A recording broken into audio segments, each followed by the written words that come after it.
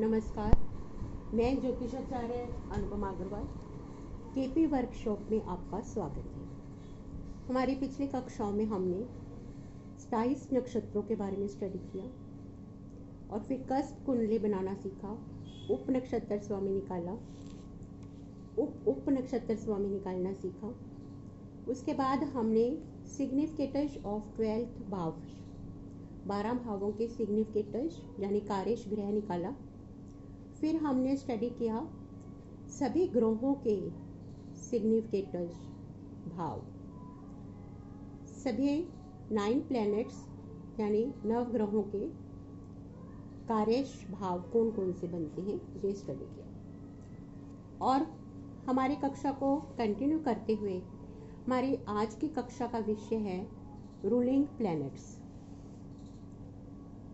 Ruling planets, हाँ जी, ये ruling planets क्या है?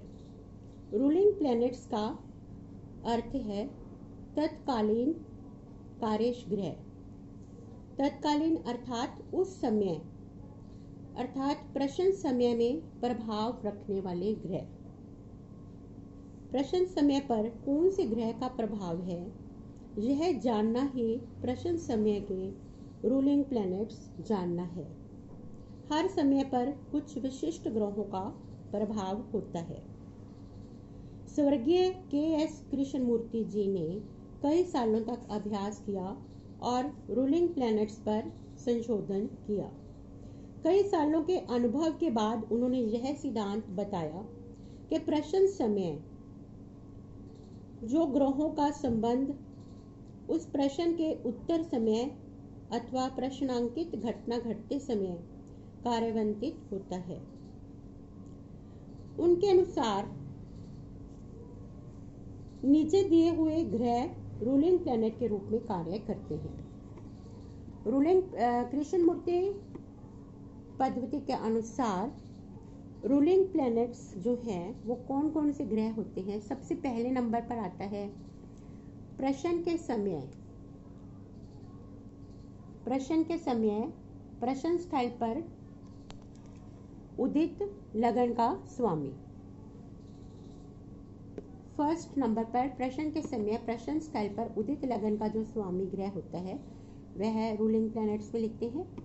और दूसरे नंबर पर है प्रश्न के समय चंद्रमा जिस नक्षत्र में होता है उस नक्षत्र का स्वामी ग्रह रूलिंग प्लैनेट्स में आता है। थर्ड नंबर पर है प्रश्न के समय चंद्रमा जिस राशि में होता है उस राशि का स्वामी रूलिंग प्लैनेट्स में लिया जाता है। और फोर्थ नंबर पर है प्रश्न दिन जो दिन हो उस दिन का स्वामी ग्रह जो है वो भी रूलिंग प्लैनेट्स में आता है। हाँ जी, मेन तो ये 4 ही है रूलिंग प्लैनेट्स और एक 5th रूलिंग प्लैनेट्स भी लिया जाता है जिसमें प्रश्न समय लगन में जो नक्षत्र हो, जो नक्षत्र उदित हो रहा है उस नक्षत्र का स्वामी रूलिंग प्लैनेट्स में लिया जाता है कई जगह पर। हाँ जी, नेक्स्ट है राहु और केतु।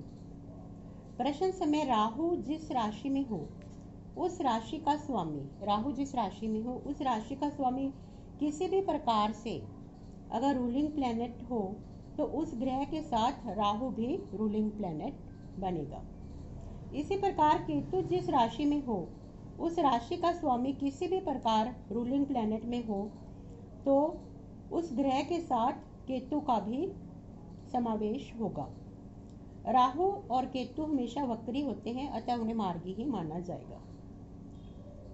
दिनों के स्वामी दिन के नामों के अनुसार लिए जाएंगे। जो हमने दिन का स्वामी निकाला है वो दिन के नामों के अनुसार लिए जाते हैं। जैसे सोमवार के लिए चंद्रमा, मंगलवार के लिए मंगल, बुधवार के लिए बुध आदि। रूलिंग प्लैनेट चुनने के लिए ऊपर लिखे गए 4 तरीके शुरू में उन्होंने बताए, लेकिन बाद में यह भी देखा गया कि प्रश्न समय जो लगन शुरू हो उसका नक्षत्र स्वामी भी रूलिंग प्लैनेट के रूप में काम करता है। इसे लगन नक्षत्र स्वामी कहा जाता है। प्रश्न समय लगन जिस अंश पर हो, प्रश्न समय लगन जिस अंश पर हो उस अंश पर स्थित नक्षत्र ही लगन नक्षत्र होता है। इसके लिए प्रश्न समय उदित लगन कौन से अंश पर है यह देखना होता है। आगे यह भी देखा गया कि प्रश्न समय लगन में स्थित ग्रह अथवा प्रश्न समय लगन पर दृष्टि रखने वाले ग्रह और ऊपर दिए गए प्रमुख रूलिंग प्लैनेट्स के साथ युति योग में स्थित ग्रह भी रूलिंग प्लैनेट के रूप में काम करते हैं। लगन में स्थित ग्रह अथवा लगन पर दृष्टि रखने वाले ग्रह सरल प्रश्न लगन कुंडली के अनुसार लें। प्रश्न समय की भाव चलित कुंडली बनाने की आवश्यकता नहीं होती है। युति को देखने के लिए रूलिंग प्लैनेट के रवि, चंद्रमा, मंगल, बुध, शुक्र इन जलद गति ग्रहों के 4 अंश पहले या बाद स्थित ग्रहों के बारे में सोचते हैं। गुरु, शनि, राहु, केतु इन धीमी गति वाले ग्रहों के मामले में युति का संबंध 6 डिग्री अंशों तक देखा जाता है। युति योग करके आगे जाने वाले ग्रहों के मुकाबले युति योग में आने की कोशिश करने वाले ग्रह महत्वपूर्ण या फलदायक साबित होते हैं। जब रूलिंग प्लैनेट्स में कई ग्रह वक्री होते हैं या फिर वक्री ग्रहों के नक्षत्र में होते हैं, उसी समय अथवा जब बेहद जरूरी हो तभी ऊपर बताए गए युति योग में स्थित, प्रश्न लगन में स्थित अथवा प्रश्न लगन पर दृष्टि रखने वाले ग्रहों का प्रयोग करें। अंत्य प्रमुख रूलिंग प्लैनेट्स से ही काल निर्णय किया जाता है। रूलिंग प्लैनेट्स में जो ग्रह वक्री हो अथवा वक्री ग्रह के नक्षत्र में हो उन्हें रूलिंग प्लैनेट्स में शामिल नहीं किया जाता या फिर फलादेश बताते समय उनका प्रयोग न करें। यह महत्वपूर्ण बात स्वर्गीय कृष्ण मूर्ति जी ने बताई है। हाँ जी, रूलिंग प्लैनेट्स का प्रयोग को देखकर क्या क्या बताया जा सकता है, अब हम ये स्टडी करेंगे। रूलिंग प्लैनेट्स का प्रयोग इतनी अलग अलग तरह से हो सकता है कि हर प्रश्न का उत्तर हम पा सकते हैं, लेकिन उनका सही प्रयोग करना भी एक कला है। रूलिंग प्लैनेट्स का प्रयोग इतनी आसानी से किया जा सकता है कि कागज कलम को हाथ लगाए बिना ही चलते चलते चुटकी भर में कई सवालों को हल किया जा सकता है। प्रश्न समय, शुरू लगन, चंद्रमा नक्षत्र, चंद्रमा राशि और दिन इतनी सी जानकारी होने पर कई सवालों के जवाब चुटकी भर में मिल जाते हैं। रूलिंग प्लैनेट द्वारा भविष्य बताते समय रूलिंग प्लैनेट्स ग्रहों का कारकत्व और लगन तथा चंद्रमा राशि के तत्व, हालात, वर्ष आदि को देखा जाए तो फलादेश अधिक सूक्ष्म और सही बताया जा सकता है। रूलिंग प्लैनेट्स के फायदे, बहुत से फायदे हैं जो इस प्रकार हैं। नंबर 1, सबसे पहले हम देखते हैं कि भविष्यकालीन घटनाओं के दिन बताना, घटनाओं का क्रम, प्रणाली और हालात के बारे में भी बताया जा सकता है।